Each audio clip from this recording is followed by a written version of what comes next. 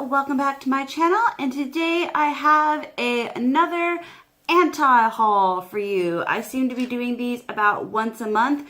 If you would like to continue seeing them, do let me know. There are definitely enough products releasing every stinking week and month to be able to do these, so I'll probably keep doing them until I get bored of them or until you get bored of them. Today we're going to be talking about some products as well as brands that I am just not going to ever support on a whole, and my reasoning why. There are going to be some non-cruelty free, but I'm not going to be including a bunch of non-cruelty free brands just because, so that I think would get a little boring. I mean, if it's not cruelty free, you know I'm not going to get it. As always, please don't forget to like and subscribe and tap that notification bell to be notified of more videos. And let's just get into the anti-haul. And the anti-haul was created by lovely Kimberly Clark. I will leave her channel linked down below. She is a phenomenal YouTuber, not just on the anti-hauls, but her whole channel is pretty stinking great, so be sure to check her out. I got my fancy notebook down here. The first thing I am not going to be buying is the Kylie Cosmetics birthday collection. Kylie Cosmetics has never been a brand that has really intrigued me. I think if her products were easier to get a hold of, then that might be a, game changer. But the fact that her stuff sells out constantly, you have to be on the site being like,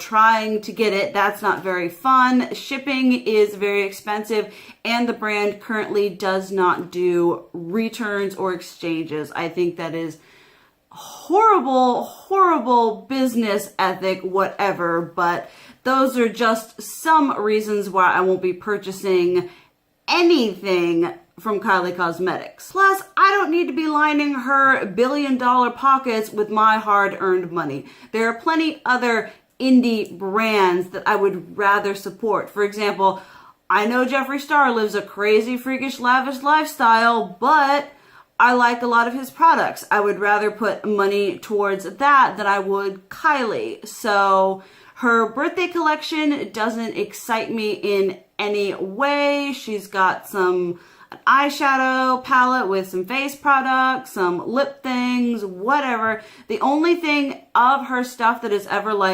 tempted me was her vacation collection wet set highlighter palette, but that was like $62. So why am I paying $62 for a thing that's going to sell out immediately? I can't exchange it if I don't like it. Who knows if the quality is good when I can just buy an Anastasia Beverly Hills Glow Kit for less money and know what I'm getting. In that same vein, we might as well just get this out of the way. Kim Kardashian and her beauty line, KKW, just released or teased a release of a highlight and contour powder palette. Same deal with Kylie, and why I won't be supporting this. I just don't feel the need to support their lifestyles with my money. The internet blew up about her contour sticks. They were just, you got that much product. They broke off in people's hands. Tati wanted to go to the party. Jeffree was the only one that liked it, and it just, I just don't feel like investing in that. I already have the contour kits that I love. Kat Von D Shade and Light, my Anastasia Beverly Hills kit, and my Lorac, my Too Faced coat. I am set on contour. And I don't know if there's a price on this or anything. I was scrolling through Trendmove, but considering the fact that the sticks were like $48, this is probably going to be a pretty penny. And I mean, this may be a little bit irrelevant, but like my number one reason for not purchasing this is kind of Kim's lifestyle. I remember reading in a People magazine about her going on a shopping spree, and she went to the Hermès store and bought 3 bags at $10,000 a piece, and then one special limited edition bag for $50,000. Anyone who can consider that a shopping spree doesn't need my money. That is a freaking house. That is a car. That is so much, and I just don't condone or I just can't. I can't. It's too much. I don't like it. It'll just make me angry. I don't need the contour kit. Not supporting her brand. The next one is kind of sad because I low-key wanted it, even though it was kind of an expensive price. But the Sephora Pro palettes. Whew. I was especially drawn to the warm and the cool tone palettes, not the editorial one, because I have my Urban Decay Electric palette. I just got the Morphe 35B. I don't need a palette full of crazy bright colors. I got those. But the warm tones, you know, I just love that. And the cool tones make for great undead, you know, a lot of the makeup that I do for me personally, it would really cater to that. But these palettes are stinking $68. I mean, split that in half and buy 2 palettes from something else. And yes, you do get a crap ton of shadows, but I have seen reviews, especially on the editorial one, that they do have a lot of fallout and are a bit difficult to work with. So they're obviously not the end-all be-all pro palette. And the cherry on the top of the cake is the fact that the Sephora brand is not cruelty-free.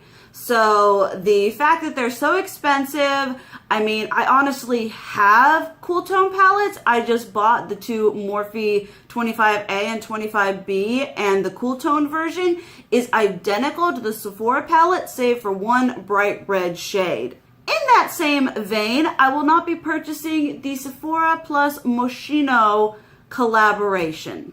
Now, I love Moschino as a fashion brand. Marc Jacobs was their fashion director for a couple years, and he produced some really killer styles, and I do like the fact that this collaboration does have a lot of the Moschino aesthetic to it. It's got an eyeshadow palette that's a big giant teddy bear. It's got a lip gloss lipstick thing that you can wear that's a teddy bear face compact, and just I love the aesthetic of that. However, the practicality of this set is non-existent. I mean, the eyeshadow palette is a 3D teddy bear. I mean, where are you going to store that? You're not going to travel with that. You're not going to put that in your purse. And yes, it's a nice collector's piece, but why should I be getting a collector's piece that's just going to sit there and collect dust when I can take that money and put it towards something that I'm going to use and love? I'm just not having it. And once again, Sephora is not cruelty-free, so there is that. And the fact that I am not really drawn to any of these things. They're very clunky, chunky, big, gimmicky, just not feeling it. As much as I love Moschino as a brand, I would rather take that money and maybe buy something from the actual line rather than investing it in makeup I'm not going to use. Another item that I will not be getting and a brand that I will not be purchasing from ever is Huda Beauty, but specifically today we are talking about the Desert Dusk palette. Now, don't get me wrong, this palette looks absolutely stunning. I had been tempted for a very long time to get the original rose gold one because a lot of people seem to really like it, and I was like, do I need that in my collection? It is a $65 palette, which is a lot of money when kind of my palette peak is about $50. And I think part of the reason I am not getting this palette specifically is a little bit of an annoyance on my end. Apparently, as this one is being released, the rose gold one is being discontinued, and I have a serious problem with companies that cannot create permanent inventory. I mean, what's the point? I like to have a brand that creates products that I can continuously go back to and be like, oh, I'm out of it. I can buy it. Oh, this isn't limited edition. I can suggest it to someone. But when you are constantly creating products that you are removing from your site or creating limited edition, I feel like it's poor business thing, and it's very frustrating because all they seem to care about is producing the next hot thing. Who cares about this one? We're just going to come out with another one. And then when the third version comes out, the orange whatever, they're going to discontinue the purple one. And it's just super frustrating. I don't like it. I don't agree with it. And There honestly isn't anything from Huda Beauty that I am very intrigued by. All of her highlighter palettes have 3 powders and a cream, and I'm like, can we just, if we had 4 powder highlighters in that thing, I would have bit the bullet a long time ago. I would have bought that new summer solstice one with the purple in it and I would have, but no, we gotta have that cream. So I do not foresee myself purchasing anything from Huda Beauty in the near future. She is a very expensive brand for what you get, I feel, and there are other brands that are consistently good that I don't have to worry about, so we are passing on Huda Beauty. And just the one that I'm gonna like lightly tap on, you guys have already heard about this, but this is NARS. We are all steeply saddened by the fact that NARS decided it wanted to go far away and line its pockets in China and have to test on animals. I am very big on the cruelty-free, and they're not, so I'm just not going to be purchasing anything else from NARS. You will see I do have a lot of their blushes in my collection. I am going to use up what I have, or through declutters, get rid of things I'm not using. I'm not just going to take everything out and remove it because I have spent my money on it. I'm just not going to talk about it in extent on my channel. So NARS is a no-go. And then we have something that is kind of a dual reason why I'm not getting it.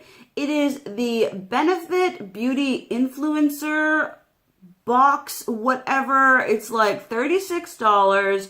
You get, like, I don't know, there's Manny, there's Jeffree, there's Laura Lee, there's 2 others, I think, that I don't really know. And basically, you're getting a bunch of samples with packaging that has the beauty influencer's face on it. I mean, have we gotten so lazy with collaborations that in order to create hype, all we have to do is slap Jeffree and Manny's and Laura Lee's face on something, the like freaking holy trinity right there of the influencer world. And they're samples. I mean, yeah, if you haven't tried any of these things before, maybe it would be good for that. But realistically speaking, if you want to try something, just buy the full size, and if you don't like it, return it. Sephora and Ulta both have very good return policies, so there's no point for me or you buying a little box of minis with beauty influencers' faces plastered all over it. I don't need it. And Benefit is also sadly not cruelty free, so final nail in the coffin on that.